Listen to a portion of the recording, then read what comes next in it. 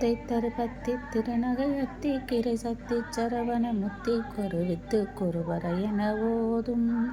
முக்கட்பரமக்கச் சுருதியின் உட்பட்டது கற்பி திருவரும் முப்பத்து முவர்க்கத் தமரரும் அடிபேன